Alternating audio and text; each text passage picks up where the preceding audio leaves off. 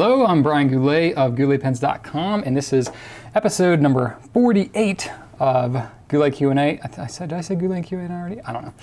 I got Jenny joining in here with me again, so it was kind of neat. She's kind of learning the ropes. You know, we're figuring out some video stuff together, and I noticed last week I was a little bit more bubbly, just kind of having her in the room here. So we're trying it again. You know, she's going to watch Q&A, kind of get the hang of things. She's still learning about pens, so you know, she's not going to make any noise over there. She's just kind of hanging out, but that's okay.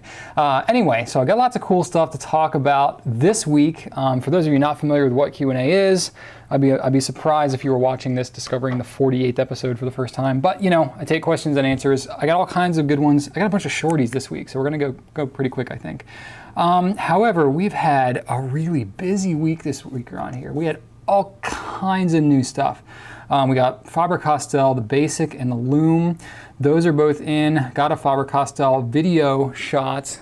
Jenny helped me with that. We were really trying out all kinds of new stuff. Some of it was, you know, stuff we'd never done before. So we're still really kind of tweaking some things, figuring it out. But we're trying to just, you know, mix things up. We've done like 500 videos or something. So, you know, she's got some mad skills, and so I'm really excited to try some of the stuff I've been dreaming about for a while. So, you know, look for some changes. We'll be tweaking things for a little bit, but we're really excited about the changes that are going to be coming. We'll also have a video on the lube coming out. I don't know, we'd originally planned for that next week, but I don't know if that's going to happen. It might be a little bit after that because we got a bunch of other things we're working on. We shot one on the Pilot E95S as well, and that pen we also launched. That's a really kind of a cool pen. It's really unique and different. So we will have that. I got a question in the Q&A about that pen this week, so I will be talking about that here in a minute. Really kind of interesting. So we'll have a video on that coming out, but that was also new. We got a couple of new diamine inks. We didn't even know those were coming specifically this week, but Diamine Autumn Oak and Tyrian Purple. So those are really kind of cool. Check those out. Really nice fall colors. And the Tyrian Purple really kind of looks close to the old school Black Swan and Australian Roses. It's not permanent or anything like that, but if you really liked that shade of burgundy, it might be worth taking a look. And then the Autumn Oak, that is really kind of like a more toned down version of Noodler's Apache Sunset. So those are both kind of some two new diamine colors that we're excited about. And then we got new stuff that's coming. Actually, just today, we're going to be launching. I'm not sure if it's launched yet as of the posting of this video, but just a couple of days ago, we found out about Field Notes is doing their new seasonal edition. And it's a really cool concept. They're basically sticking in a black box and they're not telling you what it's going to be. It's going to be a surprise. So for all you ink drop fans out there who like to be surprised, they're doing that with Field Notes notebooks. And they put out this hilarious video. I mean, Field Notes, they're geniuses when it comes to putting their promo stuff together. And they got a really entertaining video. If you haven't seen that yet, go check it out. But anyway, we're actually launching them today. We acted fast, ordered them, they shipped them fast, and we got them already. So that's pretty sweet. So check GouletPens.com for that. The pictures are going to be kind of boring because it's just going to be a black box. But basically, it's kind of neat. I don't even know what they're going to be. It's going to be really exciting. And then also, I've actually known about this for a little while, but I haven't been able to say anything. But now it's official. We can talk about the new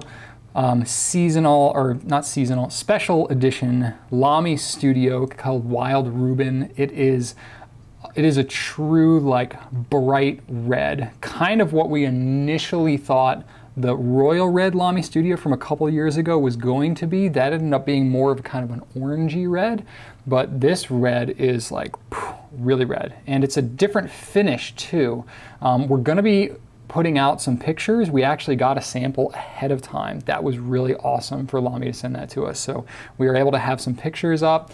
So I believe we're like one of the first ones to kind of announce that this pen even exists. It almost always gets leaked, but somehow it didn't, and we got the go-ahead and start talking about it, so it's out there now, so that's pretty sweet. And then I was able to, we had the pen for like 24 hours, like a month ago or something like that, and like I shot a quick little thing, and then we took pictures, and then we had to send it back. So you know, we'll have a video compiled on that pretty soon, but it's not going to be coming until, you know, October sometime. So we got a little bit of time here, but it is going to be really cool. And they're putting together like this nice gift set. It's actually going to be available in a steel nib and a gold nib. That's the first time that I know that Lami's done that with any of their special edition pens, offering both of those nibs. So that's pretty cool. And they're putting together a gift set with the pen and a ball of ink in this nice red box with the gold nib. So that's gonna be really cool. It's coming in for the holiday season and everything. So that's pretty sweet. So that it's not out yet, but you can sign up. If you go to gouletpens.com, we've got it listed on there on our product pages. You can sign up for an email notification for whichever nib size you want, and you can get notified as soon as we have it in stock in October. And then Pilot and Namiki. Okay, so Pilot and Namiki is one brand. They're undergoing kind of a brand name shift or change between the Namiki and Pilot. So it's becoming Pilot Fine Writing. So if you notice, like if you've been following what's been going on with Pilot in the last couple of months, they came out with the rhodium trimmed Falcon, which has always been the Namiki Falcon, but these rhodium trimmed ones that came out are the Pilot Falcon. It says Pilot on it all over the place. No more Namiki branding anymore. So all of the gold trim ones are transitioning from Namiki over to Pilot in their name. So the design and everything is going to be consistent with the Namiki, or sorry, with the Pilot Falcon. It's really hard to keep it all straight. But anyway, we are now starting to see that transition happening. And the most recent shipment that we received of the soft fine nib, which is our most popular Falcon that we sell, that one is now moving over to Pilot, and we don't have any more Namiki. So we're in the process of changing over all our pictures and product descriptions and everything, but that's something that's kind of thrown a kink in the works this week too. So it's just been crazy. Lots of stuff going on, video stuff, photography. We've all been really busy. So let's see here. Yeah, okay, that's about all I have to cover for what's been going on this week. And I know you're probably sitting there like, did I win the pen? Okay, so, you know, basically a little background. I'm gonna tease you out a little bit. So for like the 4 people that probably haven't seen this video before, what happened last week is it just so happened, the stars aligned, where the 1000th blog post on Ink Nouveau was gonna be the 47th episode of Goulet Q&A. So it was like, it feels like such a missed opportunity to just like not do anything. So it was kind of last minute to scrap together this thing of like, you know what, we just got in this new Autumn Harvest premiere. It's an exclusive pen that we have that we did with Edison Pens. It's a gorgeous pen. I love it. It's actually out of stock right now, but you know, we're getting more in soon, I promise. But anyway, I got the idea, you know, why don't we give away one of these pens in the Q&A as kind of a like thank you for letting us get to 1,000 blog posts. So that's what we did, and we have compiled. We ended up getting over 400 entries, which was a lot. So the qualification for an entry was, you know, how has Ink Nouveau helped to enhance your writing experience? And so I've been reading through the comments. I've responded to some. As you've heard, this week has been very busy. And then all the comments and everything, like, I want to read through them all and respond to as many as I can, but just like reading through just the thoughtfulness and the impact that this blog has had through my videos and everything, it's been a really just, you know, rewarding for me personally to think about what this blog has become in the last 5 years, to think of how far I've come since I started out not knowing anything and then kind of have been learning things all along the way. I'm still learning every day this stuff as I'm messing around with all these different pens, but it's been really cool just to see how many people have been impacted. And that was the personal motivation for me wanting to have the comments be the indicator or the entry into the giveaway. So thank you for everybody that entered. It was really cool, and I plan to engage with you more on those comments as I'm able to. But anyway, so I've narrowed it down. Alex helped me compile everything and select a winner. We used random.org. We took all the comments, we put everybody into a master spreadsheet, assigned a number to everybody, went to random.org and selected a random number. It ended up being number 140, if you care to know. And so after the order that we had put everybody in, the winner of the Autumn Harvest Premiere pen giveaway is Mike. Just Mike.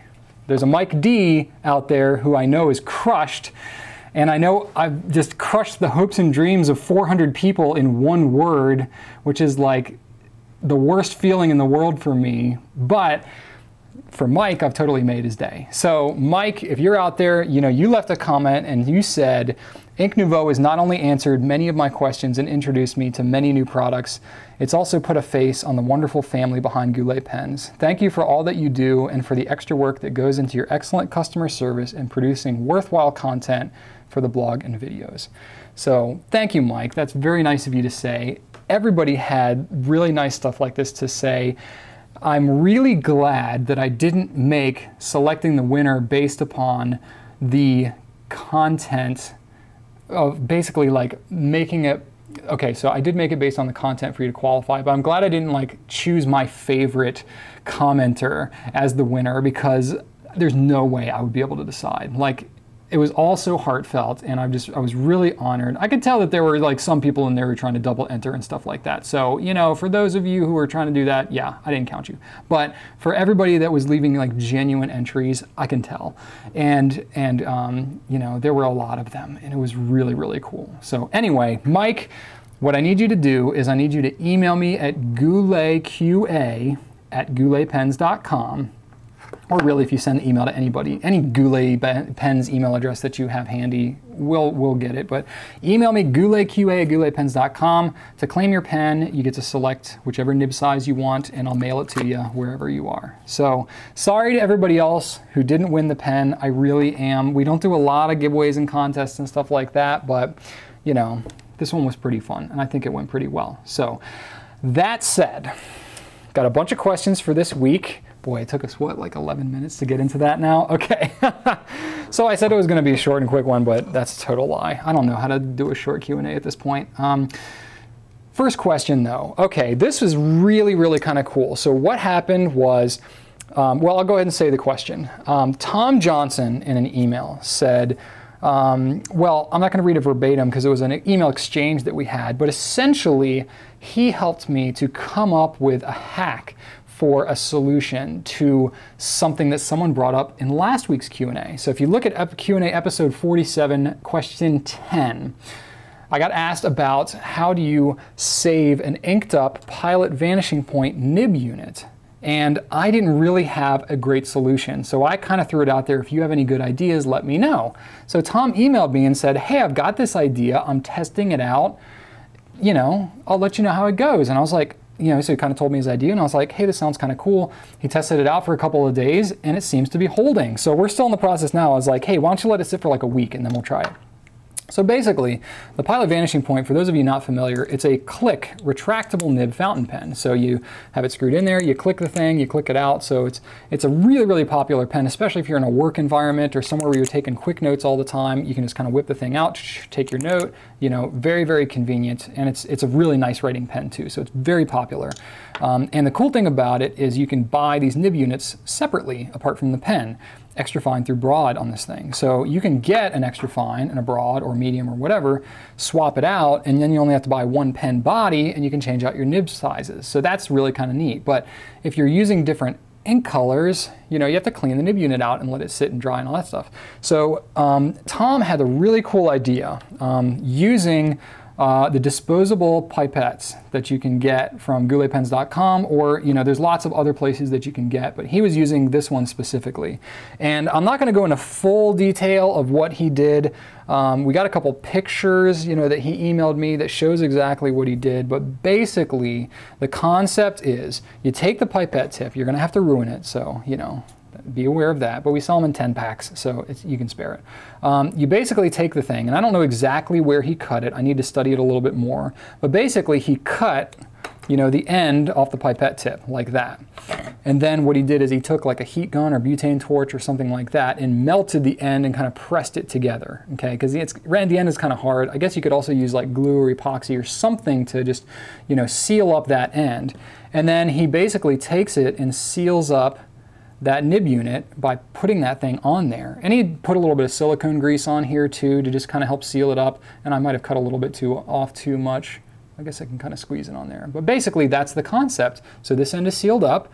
It's sealed up over here. There's not a whole lot of excess like oxygen in here to dry the nib out.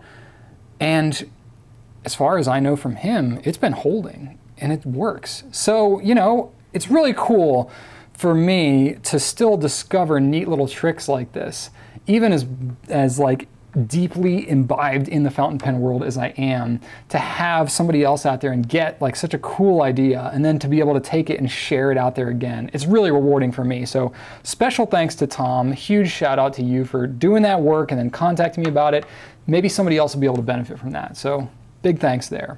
All right, next question. Benjamin S. on Facebook said, the Konrad uses the same nib and feed as the Ahab. He's talking about Noodler's Flex pens here. The Konrad has no breather tube. The pen I own has a breather tube, or sorry, no pen I own has a breather tube other than the Ahab. What is it supposed to do, and what is your opinion on that idea that the Ahab works better without it? Okay, so what he's talking about, for those of you not familiar with a breather tube, because the Ahab is the only pen that I have that has a breather tube as well. So if you take the pen apart and you look in here, you take off the piston, you can see there's this little tube inside there, right? Right there. And it comes right out. There's a hole in the back of the feed on this thing that the breather tube just kind of sits in. And it's like, you know, I can't tell you how many people email us because they lose it while they're cleaning it and they drop it down the sink and all kinds of, you know, their cat eats it and just the weirdest stuff happens to those breather tubes because they, you know, they can come out.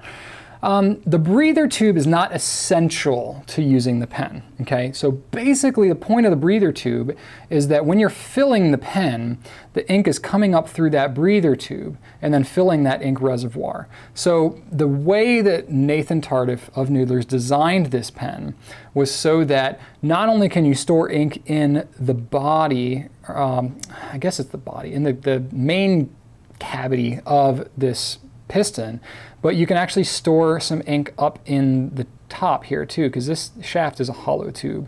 So if you're filling it with the breather tube, the ink will actually kind of fill all up in here too, and it gives you some excess ink capacity. Versus if you fill it without that breather tube, the ink will kind of fill up in here and stop you right about there. So I think I had done some testing on this a while ago, and I'm recalling from memory, so forgive me if I say the wrong numbers specifically, but I want to say it was about 1.7 milliliters that you'll get if you're filling it without the breather tube. And if you're filling it with the breather tube, it's about 1.9 milliliters. So is it really going to make a difference? Not really. So if you lose the breather tube, it's not a huge deal. Now, the one thing I will say is that some people actually prefer to not have the breather tube in there because I have heard that it can help increase the ink flow without that breather tube there. It's not kind of a universal thing. You won't notice it with all the inks that you're using, but generally when people are having flow issues with the Ahab, one of the first things that will help is to pull out that breather tube and try writing without it. Sometimes that alone will fix it. So that's the deal with the breather tube. All right. Winnie U on Facebook, would you consider selling GP t-shirts like you wore on the last Q&A? It would be a great way to share your company and a conversation starters with others. Thanks for all you do. Thanks, Winnie. Yeah, we don't technically sell it. We don't have it on our website, but basically you can still buy it, okay? So it's kind of weird. The way it's set up, there's a site called Zazzle.com where you can set up all kinds of custom-made merchandise. It's cool for us because, like, I mean, I guess we're not that small of a company anymore, but like way back in the day, we were our mom and pop. So it's like we couldn't go buying merchandise. But stores like Zazzle allow you to basically upload digital images of your logo, whatever you want, and you can put it on mugs, t-shirts, tote bags, mouse pads. Yes, they have mouse pads. No one uses them anymore, but still, they have them. And all kinds of other crazy stuff. So, and they've got tons of options for t-shirts in various sizes and stuff like that. So basically, we set up a Zazzle store for our company so that we can go out and buy t-shirts and stuff like that and mugs and stuff kind of internally for our use and our staff and you know, pretty much everybody around here. Well, Jenny doesn't have a t-shirt yet because she hasn't been here long enough. But next time we buy around, we'll get you a t-shirt. But it's cool cool because they got all different styles and sizes and men's and women's and all that. And it's like, if we were to try to actually have t-shirts made like in bulk from a company, we'd be buying way more t-shirts than we need. So it's really cool for us to set it up like that. So, but the cool thing is you can go and purchase it too, because it's a store that we've set up. Really, they don't care who's buying it. Anybody can go buy it. So you can go shopping on there and you can check out the various t-shirts and mugs and stuff like that we've set up. So if you go to Zazzle.com, Zazzle.com/Goulet pens, you can check out our merch that we have. We get like a super small cut of it, but it's like insignificant. It's really just, it's more just to have that convenience of being able to buy merchandise without having to buy the stock ahead of time and have it custom printed. Really kind of cool thing they do. Andrew B. on Facebook, your online store is one of the more successful places for inks, supplies, as well as some great fountain pens. Do you plan to ever expand to a physical location, or is that strictly out of the question? That's a great question, Andrew, and we get asked that you know, a fair amount, and it seems pretty logical, you know, and actually that's not a completely foreign trend for I'm going to say like far more successful companies. I'm thinking like Birchbox and companies like that. We are not that at all, trust me, like we know. But that's just an example of like an online company that then sets up a brick and mortar retail. And I know that, you know, like Anderson Pens, they've done that, and they're good people that we overlap with a lot of products we sell with them. But you know what, the fountain pen world is a little different than the rest of the business world. We know Brian and Lisa Anderson, and they're good people. So like, you know, props to them. They really know their stuff with vintage stuff too. But anyway, so they did that. They set up an online store. They do a lot in the pen show circuit. So they set up an online store, and then they actually have recently opened their own brick and mortar store in Appleton, Wisconsin. If you happen to be driving through, go check out their store. A little plug for you, Brian and Lisa. But anyway, so they've got a brick and mortar store. I think for them, probably it was more of like their dream to kind of always have a pen store, especially because like they're into the vintage pens. That was really like pen store haven era. And I think they really enjoy that aspect of things. Rachel and I are wired a little bit differently. You know what I mean? We basically have built everything we've done here on strictly online, and it was never really a passion of ours to set up a brick and mortar store. I think if we were to do that, it would not be in our best interests, not only for our own personal interest, but financially as well. The location where we are would not be very sustainable with a fountain pen like brick and mortar store. I think we're good at what we do, and we're just gonna keep kind of focused on that. And you know, we really kind of solidified that when we went through the process back in April of solidifying our company values, mission statement, all that kind of stuff. So if you actually look on our site under the About Us, you can see, you know, what's our why is what we call it, where it shows our values and all that. In our mission statement, we very intentionally put in there, it says it's to provide writing enthusiasts with the most personal online shopping experience through exemplary service. No, wait. Oh, shoot. I almost said it wrong. Through, oh gosh, I'm getting in my own head about it now. I did write it down. I feel really bad. I should have it memorized. Through comprehensive education, exemplary service, and products we believe in. Oh boy, my team is going to get on my case about that. I need to have it memorized. So the most personal online shopping experience. We purposely didn't say the most personal shopping experience. It was online to basically kind of keep our focus about what we're doing. It's to take kind of the best aspects of what you would get with a brick and mortar store, you know, interaction with the owners, very knowledgeable staff, personal service, a lot of care and attention, all that aspect of what you think should be in a brick and mortar store, putting that into an online experience. That's what we've been all about. So brick and mortar, really not on our radar. Okay? And then Andrew had another question here. He said, also, as your catalog expands, would you ever consider working directly with any nib-meisters like Mike Masuyama or Pendleton Brown, or etc.? You know, I've been asked this several times too. There's not that many nib-meisters out there, honestly. I can name you a handful. And every single one that I know is backlogged for months with work. And they are hard to get a hold of sometimes unless you are in the know and kind of know who they are. None of them are starving for work. So I would really be surprised if any of them were interested in doing any kind of affiliation with me or anybody else, because they don't need the work. Now, you know, conceptually, theoretically, yeah, it would be cool to do some kind of collaboration thing, you know, have a go-to nib-meister person to either send people to or have them do stuff for us, whatever. But I don't know anybody who needs the work and would be, but you know, I'll put this out there. If anybody is interested who's like a legit well-known nib-meister and you want to do an affiliation, you know, I'm open to conversation, but I really doubt that that will happen just because they don't have the time. All right, Stephen K on Facebook. I like this. Update on Noodler's Neponset, please.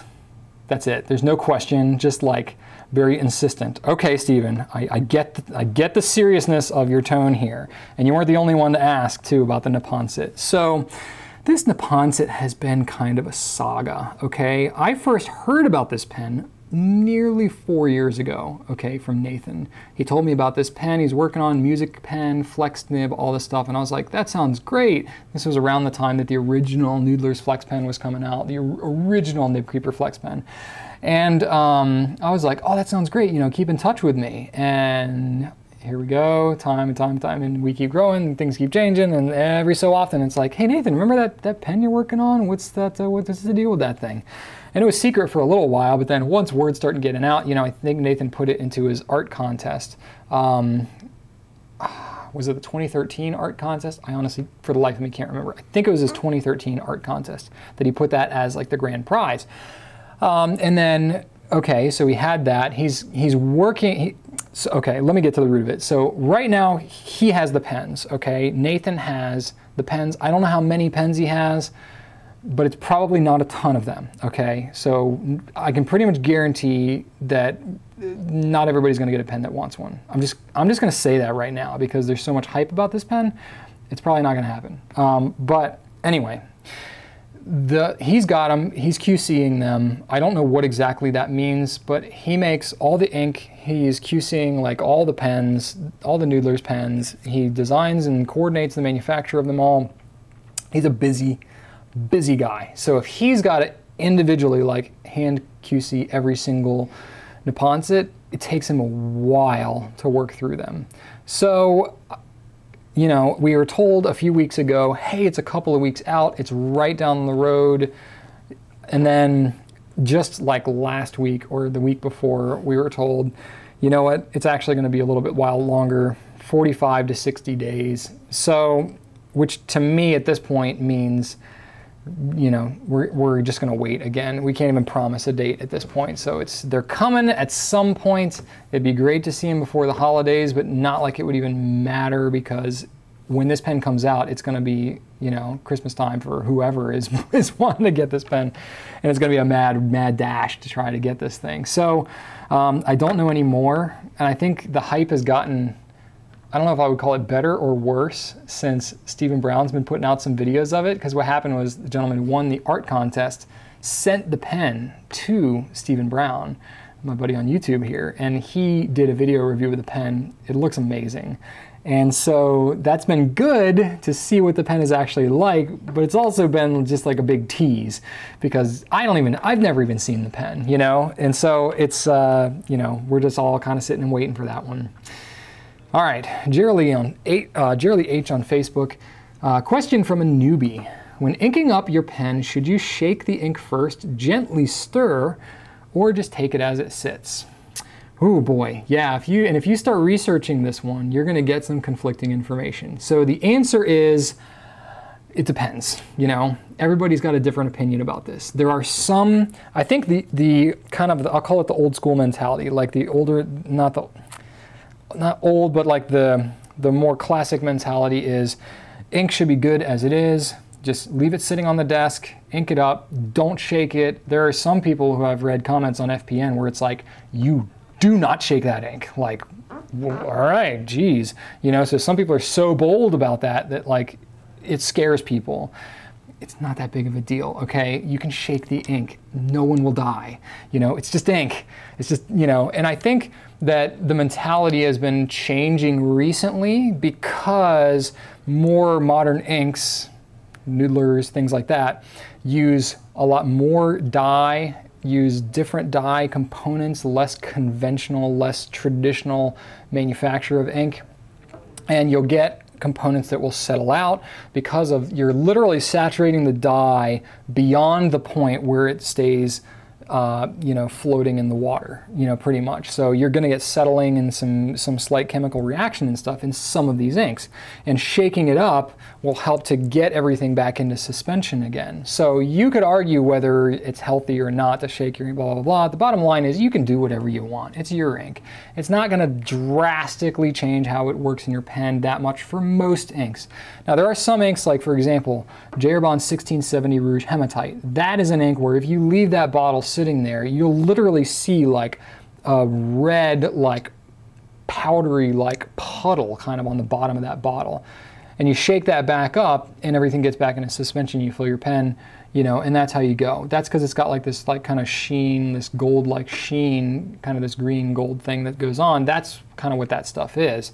So it's literally saturated so heavily that it settles down into the bottle if it sits for a little while. So that you want to shake up. There's other inks that do it the same. Diamond Pumpkin is one that I can think that's more of a conventional ink that has that.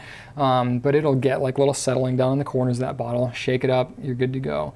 So me personally, I run into enough inks where it's worth it to me just to go ahead and make it a habit to shake every bottle before I ink it up. But the honest truth is it's not going to matter that much for most inks, whether you do or not. All right, Paul S. on Facebook, how does a beginner get started? Seems like there are endless possibilities. I like to write in bold. All right, Paul. Well, if you like to write in bold, you can get mediums and broad nibs to your heart's content. I think with the more liquid nature of fountain pen ink, if you're using kind of more traditional paper, it's usually going to be kind of absorbent unless you're getting some kind of nicer paper. You're going to get a bolder line with fountain pen ink in general, just because of the fact it's a more liquid ink and it's going to soak into the paper more than a ballpoint or a gel pen would. So, most people when they're starting out in fountain pens and they don't know anything, I usually say stick to finer nib sizes and then work your way up from there if you want. Because what happens is if you start with too broad of a nib, then it starts to spread and feather and bleed together and you think your handwriting looks terrible and you get discouraged and then you're not as into it anymore. Well, the paper is a big factor there. So basically stick with the finer nib sizes at first, and if you want broader, then go broader as you get into other pens. That's why it's good to stick with less expensive pens when you first get into the hobby, because you're still kind of learning what you like. But anyway, if you're asking just in general, you're a beginner and you're getting started, that's exactly why I created my Fountain Pen 101 series of videos. Okay, so you can look on inknouveau.com or you can check out YouTube. I've got a playlist there for Fountain Pen 101, and I've got like 18 or 19 different videos. I can't even remember off the top of my head, but it covers everything, like different parts of a pen. Why is a fountain pen different from a ballpoint and a gel pen? How do you clean it? How do you fill it? Just all the different things, the nib sizes and grinds, all kinds of great information. Several hours collectively worth of video footage to put together for you, specifically with like years of information that I've compiled together and put into a very concise manner for people who don't know anything. So if I had had that series when I first got into fountain pens, I would have saved myself hundreds of hours of research, but that's okay. I put it together for you, so now you can enjoy it. All right, Exequiel L on Facebook had a couple of questions. The first one is, do you have the entire UK series inks by Noodlers? Empire Red, Britannia's Blue Waves, The Sun Never Sets, etc.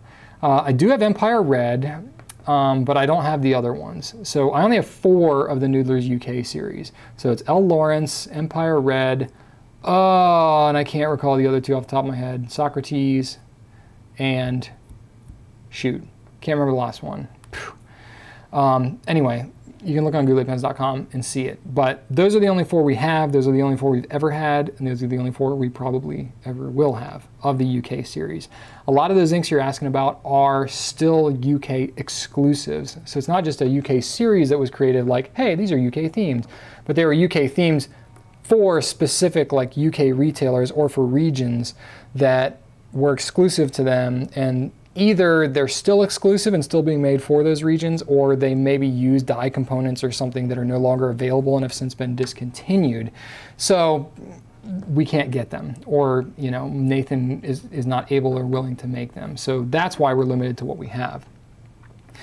Then the next question Exequiel had is, do you think that an italic 1.5 millimeter is like a music nib? I think so, if there's a good flow and the nib is wet. It's going to be similar, right? So the music nib is essentially a stub nib that's very wet writing. The music nib, I explained this in, gosh, was it last week's Q&A? I don't remember. No, it wasn't last week's, because Jenny's looking at me like I'm crazy. Must have been 2 weeks ago. Go back and check 2 weeks ago. For the music nib Q&A question I had in the Q&A, I explained the whole thing of what it is. It's essentially a stub that's made to be written at a vertical perpendicular angle. So most pens are held at a 45-degree angle, but because if you think about when you're composing, usually it's at a piano, you have sheet music that's up. So it's a pen that's ground so that it has a more forgiving angle and you can write. And so it's much more stub-like, like that 1.5 when you are holding it in a vertical position, okay? But when you're holding it at a more traditional 45-degree angle, it's going to write more just like a broad nib pen. So that really weirds some people out, because a lot of times they get it and they start writing with it at a 45-degree angle and they're like, this thing isn't like a stub at all. It's just like a really gushing wet pen. Well, yes, it is gushing because it's got 2 slits cut into the tines of that nib so that it increases the ink flow. But if you hold that thing more vertically, then you're going to see more of that stub-like action. So the answer, I guess, would be both yes and no. Okay? So Analise A on Facebook, next question. What printer paper do you guys use for the packaging slips? Packing slips, sorry. Yeah, that's, I'm totally cool disclosing that. It's not a big secret. I've talked about it before. What we've been using for a while has been HP 24-pound LaserJet paper.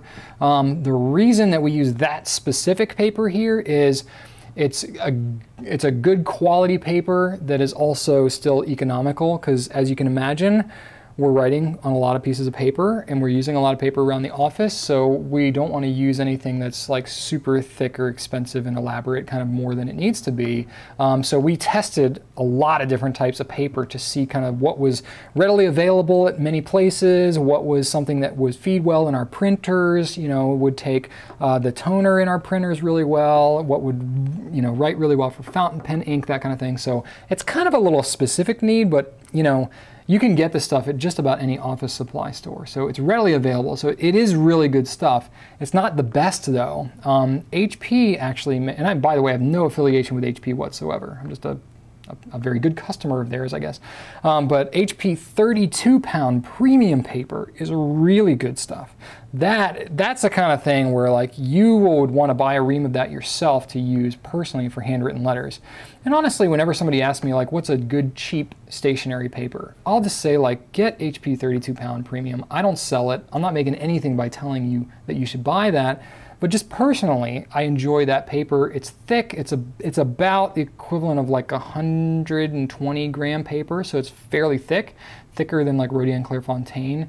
But it feels nice. It's slick. It takes fountain pen ink really well, and you're going to pay about $20 for a ream of 500 sheets. It's obviously going to vary wherever you are, but per sheet, that's a pretty good rate. That's better than what you're going to get in like a Rodion Clairefontaine tablet with that many sheets. So it's a little bit of an investment, but that paper is really, really good stuff.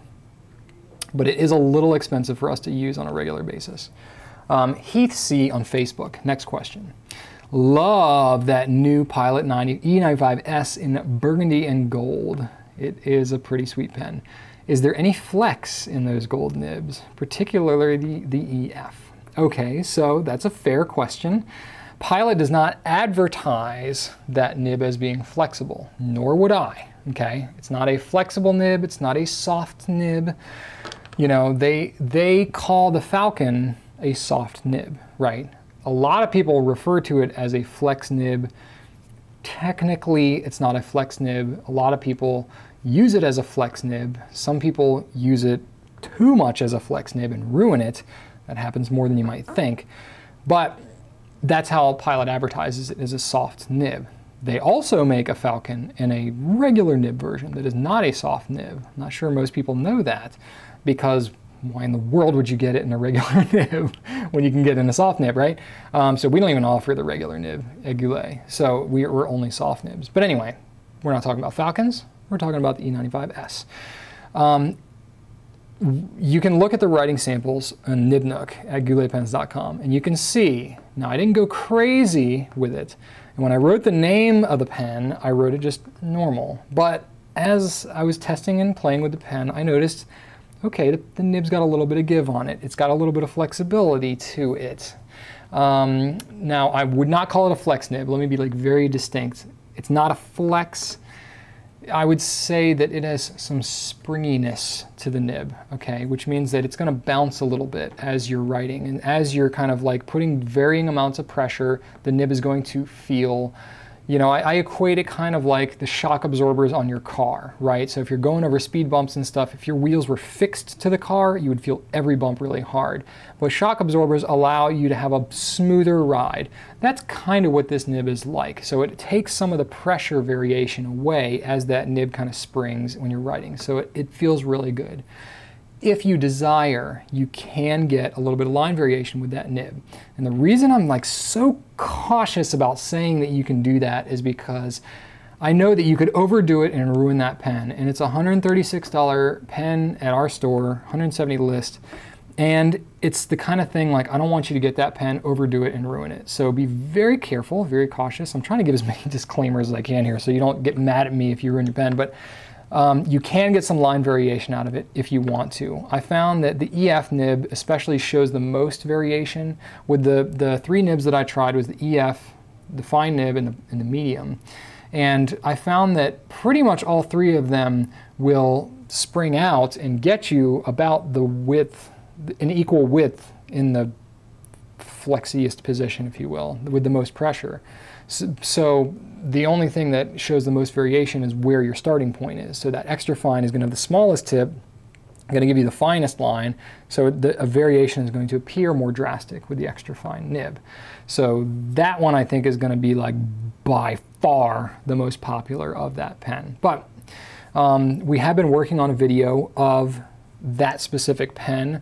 We're still tweaking some stuff because we're doing like a multicam setup, and you wouldn't believe like the cords and everything. We like rigged up a track above my head so that we can mount the camera. For years what I've been doing is a tripod like what the camera's sitting on now, and then when I need to shoot, you know, my hands, I would like reconfigure the tripod, or like in the old school days I would literally have the tripod between my legs and I would like kind of hug and like wrap my legs around it and then write around it, and I would have to like kind of do this weird like looking around the tripod thing. That's what I did that for a couple of like 3.5 years or so. It was kind of ridiculous. Eventually I got the idea like, oh, I should get a tripod with like a lateral arm so I don't have the whole apparatus between my legs.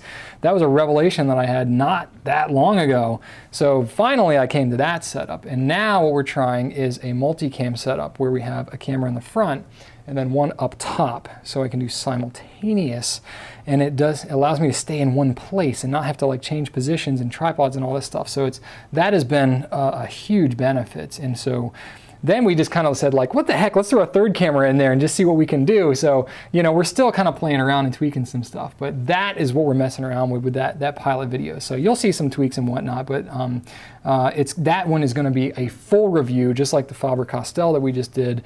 So I'll cover all that stuff. I'm going to actually write with the pen. I use the extra fine nib in that video, so you'll get to see it there. We'll probably end up posting it in early next week, I would say late next week. Let's give ourselves some leeway here. We're going to play around with it and see what we can do, but it's coming, I promise. All right. Whew, gosh, I get talking, I just need water. Devvy L on Facebook said, I'm going to start writing memory books for my two young children, 2 and 4 years old, which goes right to my heart because we have a 2-year-old daughter and a 4-year-old son. Memory books in Rhodiorama notebooks, and to give to them once they're adults. That is a fantastic idea. I have actually done the same thing. I have not written in it in way too long, but I did start doing the same kind of thing, just kind of like journaling my thoughts, like father to daughter, father to son. You know, I have a separate journal that I have for both of my kids, and I plan to, like, on their 18th birthday or whatever, you know, as they send them off to college or whatever, you know, whatever the situation is, you know, I'll give it to them. It's kind of this lifelong journal of, you know, entries that, you know, and admittedly I'm stinking busy now and I don't do it nearly as much, but I'm shooting a lot of videos though with my kids. But anyway, I didn't even finish your question, Devvy, I'm sorry. Okay, it's hard to find evidence of inks that will really last the test of time, and that's exactly what I need them to do. Quite honestly, a lifetime. What inks would you most recommend? And my daughter would prefer green if it's possible. Thanks. Okay, when it comes to, you know, archiving, you know, writing, I'm not like a super expert on archiving. That's like a whole, you can literally get like a degree in documents and like archiving stuff and historical documents. But anyway, I believe actually the most important factor is the paper, because it doesn't matter what ink you're using. If you're writing on paper that's going to degrade over time, then it doesn't matter what kind of ink you're using. The paper is not going to be there to see the ink.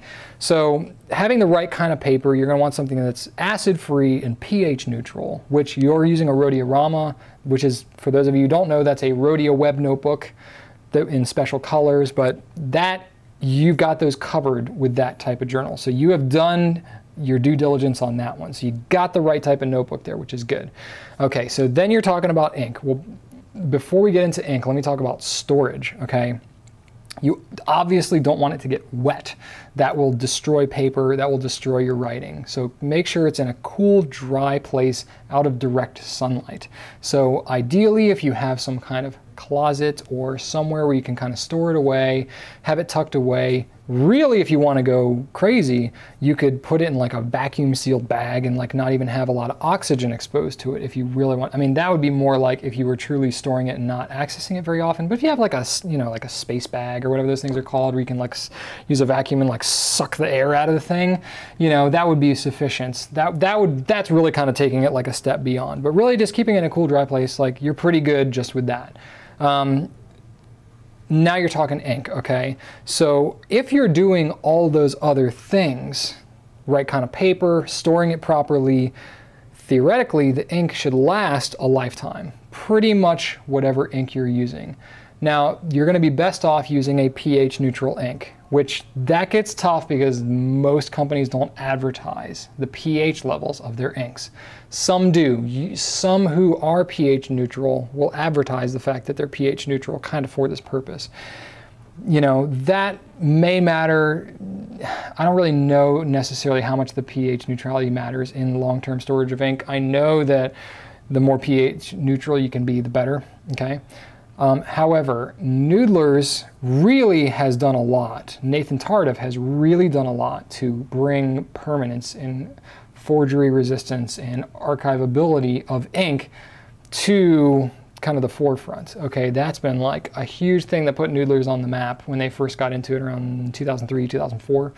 And Noodlers by far has the best range of permanent inks of anybody, okay? So that would be the better route to go. Some kind of permanent water resistant kind of ink. You know, Noodlers calls theirs bulletproof because it's bleach resistant and it can resist industrial oven cleaners and all kinds of stuff. That's really for like, you know, fighting against check washing and like fraud resistant type stuff. But the same concept will hold true for kind of archiving purposes. So really kind of like Noodlers Black is like the standard. If you want to be just safe and just use like the best, most permanent kind of all around ink that you can get, Noodlers Black would be it. But you're asking me about green ink. So there's some other inks you can get, like Platinum has a couple of pigmented inks, which would be good. There are some permanent inks like Iron Gall inks. Those are pretty good. Those are not pH neutral. Those are going to be acidic just because of the nature of how Iron Gall is made. Rohrer & Klingner has Salix and Scabiosa. Those are both going to be very water resistant. I honestly don't know how they're going to hold up over a lifetime. They'll probably be fine. And Diamond Registrar's Blue Black. That is going to be permanent as well. Those inks, like Iron Gall inks, if you go back into history, that's the kind of ink you see on like the Dead Sea Scrolls, right? So you're talking what's it, 5,000 years or something that we got. That's like some of the oldest writing that we have. That was some form of iron gall ink, right? So iron gall ink is a pretty darn permanent ink as well. So that would be an option. The type of iron gall that was traditionally used with like dip pens and stuff back before fountain pens came out, that's really kind of a different breed of ink than the fountain pen friendly iron gall inks we have that I've just mentioned here. They're a much more watered down modern formulation of that, but the same concept is there. But if you're asking specifically about green inks, I really only have about 3 options for you that I could think of. And I did a search. I went on gouletpens.com and did a search for all bottled fountain pen ink, and I searched by property to say, you know, water resistant and permanent, you know, all the permanent like type qualities. And all I came up with was they're all 3 Noodler's inks. You've got Noodler's Hunter, Noodler's Polar Green, and Noodler's Bad Green Gator. Now I would say Hunter and Bad Green Gator would be the more permanent ones, but pretty much all 3 of these are going to feather pretty good. So make sure you're prepared for that. Excuse me. It's not uncommon to have more feathering happening with permanent inks traditionally, and kind of in general, than you do with non-permanent. Okay, so those are my recommendations. Oh, I've got a few more questions here. See, I told you. I said they would be fast, but they're not fast. Anyway, Brian H. on Facebook. I'm currently using a pen with a medium nib for a lot of my writing at school. I write so much that I have to refill my pen at least once every 2 days. Well, that's cool. You're doing a lot of writing. That's good. Converting to an eyedropper is not an option because of the metal screws, and the nib is not able to be switched. So what can I do to increase the time between refills? Well, I'm assuming since you're saying converting to an eyedropper, you're probably using a cartridge converter pen. I don't have any more information about the pen you're using, so I can't necessarily give you specific tips about the pen, but that doesn't really matter so much because if it's a cartridge converter and it can't be converted to an eyedropper, well, your options are kind of limited. There's not really much you can do to increase that ink capacity. So since you can't put more ink in the pen, really kind of the only options that you can do is to write less, which you probably don't want to do. Just fill the pen more often, which you're doing right now. That's about it as far as the pen and the ink goes. You know, it might be that the type of ink that you're using is wetter and flows out more, and maybe switching to a different ink wouldn't put as much on the page. That I don't think is going to change all that much. Specifically with such a small volume like you're dealing with, you're not going to notice that much what variation there might be from ink to ink. So I don't think that's going to really move the needle much for you. About the only thing that you're going to be able to do that would really change much of anything for you would be to try a different paper. And the reason is because if the paper is really absorbent, it's going to kind of act like a wick that's going to kind of suck the ink out of the pen. And it's going to give you a broader line. The ink is going to go deeper into the paper. It's going to bleed through the back. That is not uncommon for most of the paper that I deal with day to day. Well, not around this office because we only buy good paper, but most places that you go, you're using like inkjet paper. You're not using laser paper and like the more ink resistant stuff, because ballpoints and roller balls, it doesn't really matter. You don't need ink resistant paper for those pens, which is what 99% of people use, is those pens. So fountain pens are not as much a consideration, at least in the US here. So if you're switching to a more ink resistant paper, then you're probably going to be using less ink because it's not going to be like sucked like a vacuum out of the pen. However, it's probably more hassle than it's worth. Specifically for this purpose, you know, I don't even know how much of a difference it would make for you on like a single converter filling.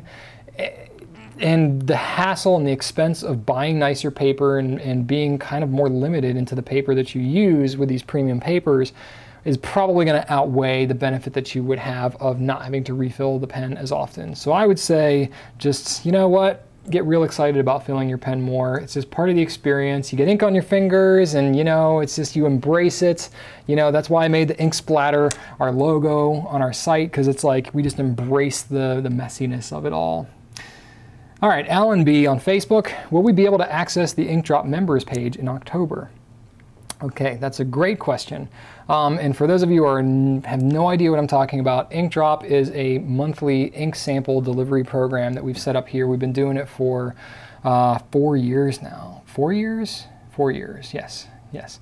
And it's crazy. So what happened is we're fundamentally restructuring the architecture behind the InkDrop program. It's grown a lot. It's a very manual process the way we have right now, and we're having a harder and harder time managing the logistics of it as it grows. So we're kind of overhauling the whole thing, but we can't do that with keeping the current structure in place. So we basically are having to cancel the existing structure, rebuild the whole thing from scratch, and then come out with it again. So you're asking me specifically the InkDrop members page. So what that's all about, if you're an InkDrop member and you have this subscription, you get access to certain products that we'll put on sale just for you as a member. You know, for all of the inks for that given month that we're using in the InkDrop, you get a discount on those if you want to buy full bottles of it. There might be other products and stuff, other deals that we'll put in there for you as just kind of a bonus. And that's through a special page on the site. Well, because we're kind of ripping out the existing structure, that's not going to be in place anymore. So unfortunately, it's not going to be in place for October. And there's a lot of logistics around this whole thing, and we came out with a blog post about it on September 9th of this year, 2014. If you go to, it's called InkDrop Changes Are Coming. You can go and check out more about that to see kind of what's going on there, some of the logistics. And if you are an InkDrop member, check your email too, because we emailed everybody with even more detail than what we include in that blog post about the specific logistics. And if you still have any questions about how that's going to work, you can email info@gouletpens.com or inkdrop@gouletpens.com, and we can answer more specific tailored questions to what you have going on. Carlos Q on Facebook. Hi Brian, I hope everything is good. So I have an Edison Nouveau Premier Winter Edition that I've inked up with different inks. However, with some inks there is no nib creep whatsoever, but with the other inks there's a whole lot of nib creep. What's going on? Okay, fair question, Carlos. This really doesn't have anything to do with your pen. It's true that nib creep can vary from pen to pen, nib to nib, that kind of thing. Yes, that is one factor, but the ink itself is also a factor. So that's what you're experiencing. You got the same pen, you haven't changed that, you're getting nib creep from one ink to another. Well, the variable here is the ink itself. So the reason that some inks creep more than others, I don't have a full MSDS sheet on all these inks, but from what I understand, it has to do with how much lubricant is put into the ink. What happens, especially when you have very saturated dye content in your ink, so you have inks with a very poppy color that are very dark, very saturated, those have more dye than kind of your washed out watery looking fountain pen inks. The more dye that you put in there, dye has a very dry flow. It doesn't flow well through fountain pens. So what happens is the more dye that's put into the ink, the more a manufacturer has to add lubricants to kind of smooth things along. So it's more common with inks like Noodlers and Private Reserve and a lot of Diamine and things like that are very bright, poppy, saturated colors, that they will have more nib creep because the lubricant that's added to counteract the dry dye lubricates it and allows the ink to flow right up onto that nib surface. So it's not uncommon to have nib creep. It kind of breaks my heart when people say I hate nib creep, I won't use an ink or a pen that has nib creep, and they go on this wild hunt to find this magical combo of thing that doesn't have any kind of nib creep. Because again, I like ink on my fingers, I like the ink splatter. You know, for me, it's not a big deal. The nib creeps, so what? I think ink is pretty, so I like to look at. You know, it's not a big deal to me, and especially after 5+ years of doing this, I really come to embrace it. I don't even see nib creep anymore. Honestly, it's just not a big deal to me. So, I don't know how new you are to the whole fountain pen thing, but if you are able to kind of get past the whole nib creep thing, it's going to allow you to enjoy a whole lot more pen and ink combinations without having that kind of random constraint in there. But again, this is your hobby. This is the personal thing. So if nib creep is a big deal to you, by all means. And there's threads on Fountain Pen Network and stuff like that you can go look of people that, go on the hunt for these things, and they all share what their experience has been. All right, last question. Jan T on Facebook asked, if there is paper stuck in the middle of a nib, how can I remove it? That's a great question. Super simple if you have the right tool. Okay, so what you need is a brass sheet. Okay, that's not something we had available here for a long time because it's not like anybody's selling like pre-cut brass sheets. You know, like none of our pen manufacturers sell it. So we basically have to get it ourselves. We buy the brass sheets in huge rolls and we cut it all up. We had to pick the right thickness and cut it to the right size and come up with a name, which the ingenious name was Goulet brass sheets, right? Because we like to put our name on everything here. But the whole point of the brass sheet is if you have paper fiber or dried up ink or sometimes you'll get like little shards of metal in here too, because what happens when they cut the nib slit in these nibs, it's a small grinding wheel that's spinning and they're putting it in there and grinding away that slit out of the face of the nib. And sometimes if that grinding wheel is like offset a little bit, or if the grinding wheel is kind of breaking down, it can leave less than a clean line in there. And you have this thin, very thin brass sheet. And if I thought about it ahead of time, I would have grabbed one, but oh well. I've got a good video on it. So you just take that brass sheet, you floss it in between those tines a couple of times, and you're good to go. Whoops. It's okay. It's okay. It didn't hit the nib, so I'm good. Anyway, so if you want to watch the video specifically on how to do this, check it out. It's called Goulet Brass Sheet Tutorial, and I explain basically everything I just explained, but then I show you how to do it. Cool? All right, well that's it for this week. Whew, I'm really warm. I hope you can't see my pit stains because it's like super warm in here. Anyway, next week it's going to be September 19th, 2014. I'm going to have another open forum, so just kind of posting questions. And I do want to kind of throw out there, like we had to sift through a lot of just extra questions, and I had a lot of stuff. I could shoot another Q&A right now with the number of questions that were legitimate good questions that I wanted to answer. I had to make the cut. I hate doing that, and anybody around here you can ask me. Like Jenny sat with me as I was kind of going through the questions. I was explaining like my thought process for how I sift through the questions and what I would answer and why I wouldn't answer other ones, and she could like see the pain on my face. Like I just want to answer everything for everybody all the time, but I can't logistically. I get constrained, and I would have like 3-hour Q&As every week, which some of you would probably love, but it would not be super practical necessarily. So anyway, that's kind of where I stand. So to get to the point, what I'm saying is I love getting your questions. I want to continue to get them, but I'm really sorry if I'm not able to get to your question. If you want to ask it again, by all means. I do kind of save them and revisit them, from time to time, but I still keep getting more questions the following week. So, I have to make the cut somewhere. But I appreciate everybody who, sends in the questions. And I appreciate your time sitting here with me this week. 48. We're coming up to 50 soon, so I don't know if we'll do anything special for that. Probably not. We got enough going on. But anyway, it's just crazy that it's almost been a year since we've been doing Q&A. It's just crazy. So special thanks to Tom again for sending me that cool suggestion. If you got any other like weird tips and stuff like that, feel free to always email it to me, gouletq@gouletpens.com. If you got any questions for next week, you can post it on Ink Nouveau under this blog post. You can change it. You can post it on YouTube under this video, or you can put it on Facebook when we post the question a little earlier next week. So hope you enjoyed this video. Have a fantastic weekend and a great rest of the week, and right on.